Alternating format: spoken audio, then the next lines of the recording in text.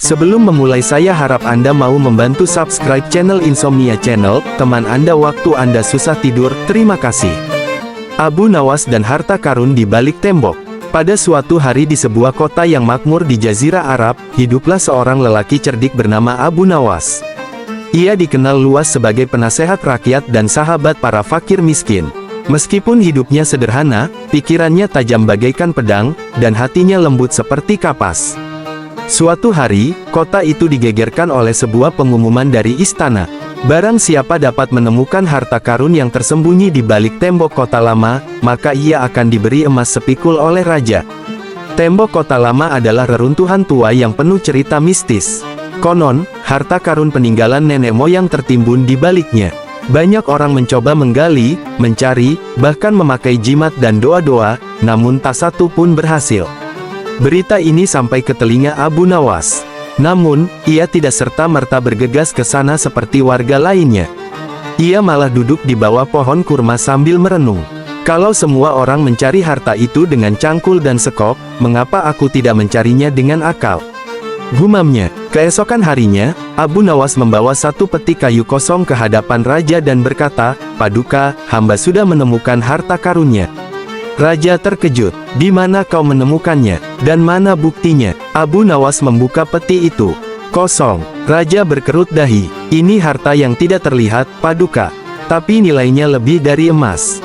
Raja tertawa kecil. "Apa maksudmu, Abu Nawas?" Abu Nawas tersenyum. "Izinkan hamba bercerita." Ia pun mulai berkisah. "Beberapa hari lalu, saya menyamar sebagai pengemis dan duduk di balik tembok kota. Dari balik celah batu-batu itu, saya mendengar percakapan para warga yang menggali. Mereka saling bersaing, saling mencurigai, dan bahkan ada yang berkelahi. Tidak ada satupun yang saling membantu.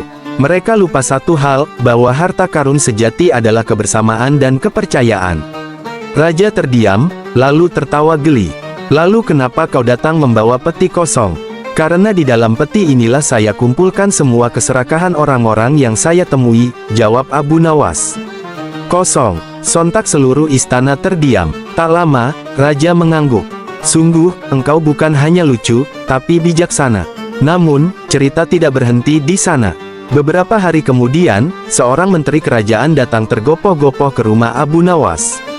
"Abu Nawas, raja meminta bantuanmu. Peti perbendaharaan kerajaan hilang." Abu Nawas terkejut. "Hilang? Dicuri?" "Iya, dan tak ada jejak siapapun."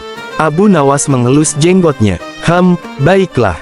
Aku minta seluruh penghuni istana dikumpulkan di halaman malam ini.